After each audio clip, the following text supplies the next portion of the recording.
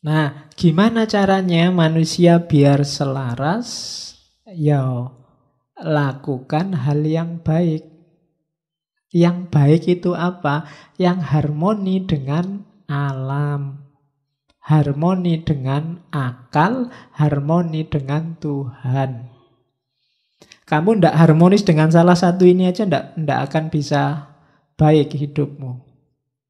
Kalau kamu nggak harmonis dengan alam, kamu sakit.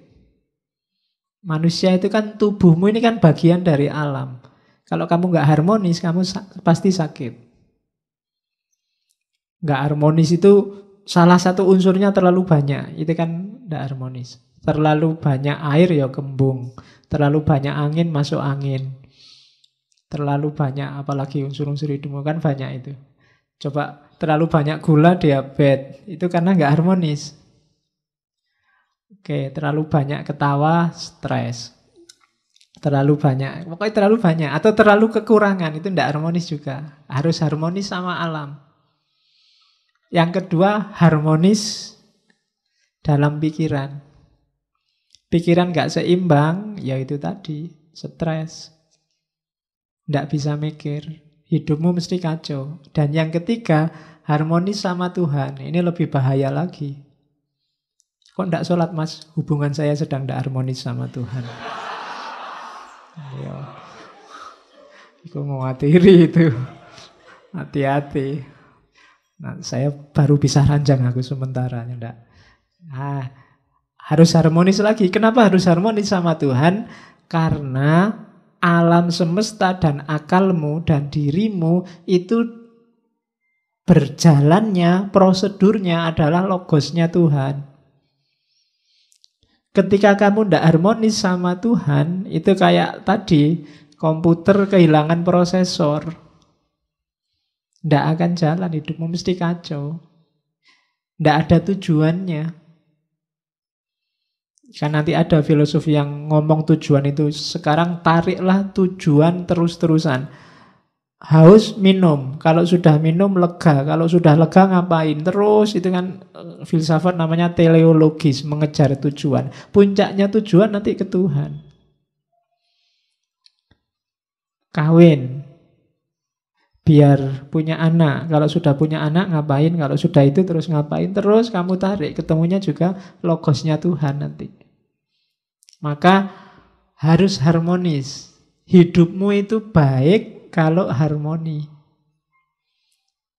Jadi harmoni itu porsional dan proporsional. Takarannya pas itu harmoni. Tidak lebih, tidak kurang. Oke. Jadi kalau ingin hidupmu yang baik, yang pertama itu. Yang kedua rumusnya, hidup baik atau tidak baik. Tadi kan kita pakai akal. Yang di luar kontrol kita, itu tidak bisa disebut baik dan tidak baik. Katanya filosof Stoa. Kamu kan tadi pingin harmonis dengan alam, dengan akal, dengan Tuhan. Ketika kamu berusaha untuk harmonis dengan tiga hal ini, ya sejauh yang bisa kamu kontrol. Yang tidak bisa dikontrol, ya tidak masuk hitungan. Pak, saya ingin harmonis dengan planet Mars, Pak. Ya kadoan. Susah. Pak, saya ingin harmonis. Tidak, harmonis itu dengan yang deket-deket. Yang terjangkau, yang bisa kamu kontrol. Gimana caranya agar ngaji ini lebih santai? Itu kan bisa di dalam jangkauan kita. Tapi yang di luar jangkauan ya tidak usah dihitung. Kalau dihitung ya wong di luar kontrol kita. Gimana caranya yang di ngaji malam ini masuk surga semua? Wah, itu kita di luar kontrol kita. Bisanya cuma mendoakan. Ya syukur-syukur besok kita bisa ngaji filsafat bareng-bareng di sana. Kalau enggak ya berarti ada yang kececeran itu berarti. Oke. Jadi harmoni tidak harmoni jadi tanggung jawab kita, terkena nilai atas diri kita kalau itu dalam jangkauan kita. Yang di luar jangkauan kita enggak. Misalnya Ini tetanggaku kulitnya putih-putih, aku sendiri kok hitam ya. Ini harusnya jadi putih. Enggak, itu di luar jangkauanmu. Kulitmu hitam kan kamu nggak minta juga.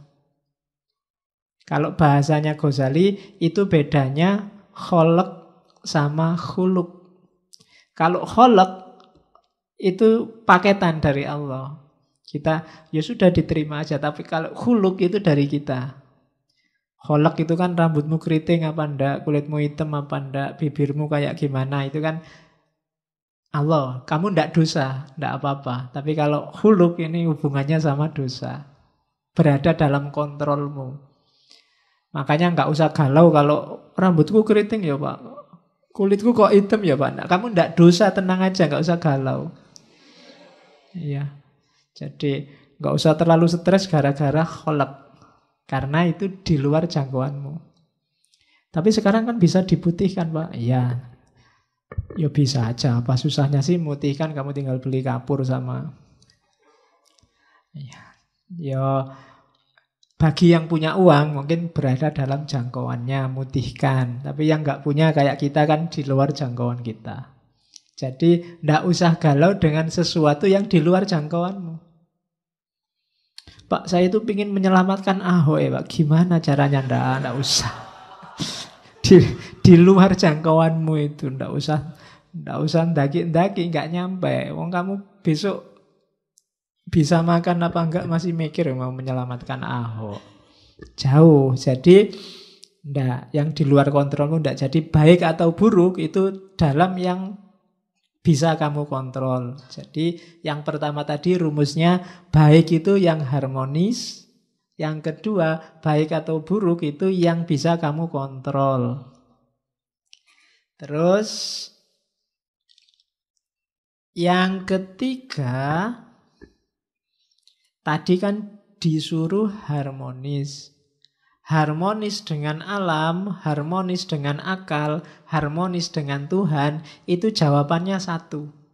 Melakukan kebajikan. Kebajikan itu berarti apa? Melakukan hal yang utama. Semua yang baik, semua yang berakhlak, semua yang bajik, itu hasilnya harmoni. Begitu ada yang melakukan yang tidak baik, tidak bajik tadi, lahirnya mesti chaos. Kenapa kok kacau? Karena banyak yang tidak menetapi kebajikan.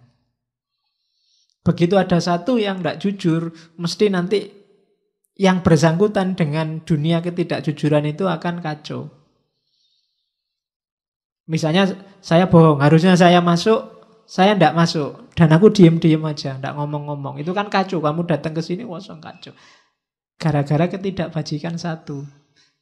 Maka harmonis itu akan lahir kalau kita melakukan hal-hal yang bajik, yang baik. Rumus ketiga. Jadi kalau ingin jadi orang baik, yang pertama targetnya kebaikan itu harmoni. Yang kedua, baik atau tidak itu hanya dalam hal-hal yang bisa kita kontrol saja. Yang enggak, ya enggak bisa baik, enggak bisa buruk. Yang ketiga, harmoni itu akan lahir melalui kebajikan.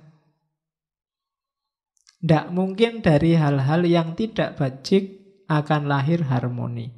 Dari kecurangan, dari pengkhianatan, dari kebohongan, dari ndak akan. Mesti yang lahir chaos. Kalau sekarang belum, tunggu saja saatnya. Nah, jadi ini katanya Zeno ya. Jadi etikanya Zeno. Kemudian yang keempat, oleh karena itu, akhirnya apa? Harmoni itu akan kembali ke kita lagi. Tadi kan kita mewujudkan harmoni lewat jalur kebajikan. Kalau sudah bajik, akan lahir harmoni dalam jiwa kita. Tenang kita. Jadi rumusnya orang hidup itu katanya Zeno, yang pertama wujudkan harmoni dalam hal-hal yang bisa kita jangkau. Jalannya adalah melakukan kebaikan. Kalau semua sudah kita lakukan, jiwa kita akan tenang, harmonis juga. Jadi 4. Kalau kita bisa mewujudkan 4 ini, kita akan hidupnya enak. Itulah sunnatullahnya, kebaikan. Rumusnya itu. Kalau dilanggar sejak awal, ya kita tidak akan bisa menemukan harmoni dalam diri kita. Kalau jiwamu masih selalu nyari, pingin enak, masih pingin terus nuntut terus, berarti kamu perlu mewujudkan ini. Jalanmu perlu dihidupkan lagi lewat kebaikan. Biar lahir harmoni, biar jiwamu tenang. Dan itu pun dalam hal yang bisa kamu jangkau. Yang tidak bisa dijangkau, ya berdoa saja.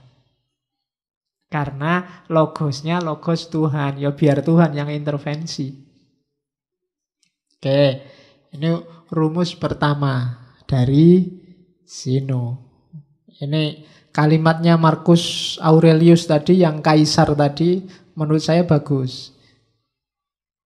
Waste no more time arguing about what a good man should be. Be one.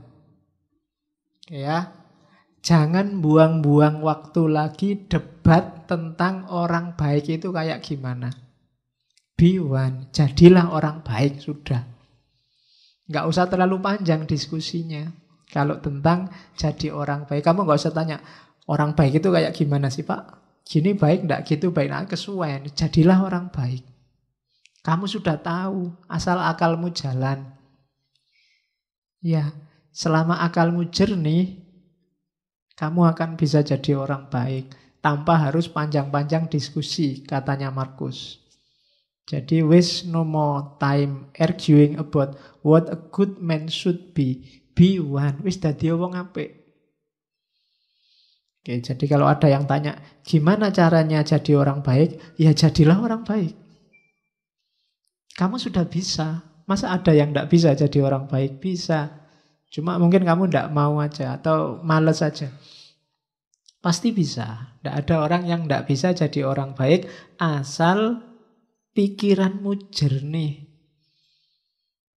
Ya kan? Karena di Stoa ini pikiran jernih itu nanti jadi modusnya, mengalahkan segalanya.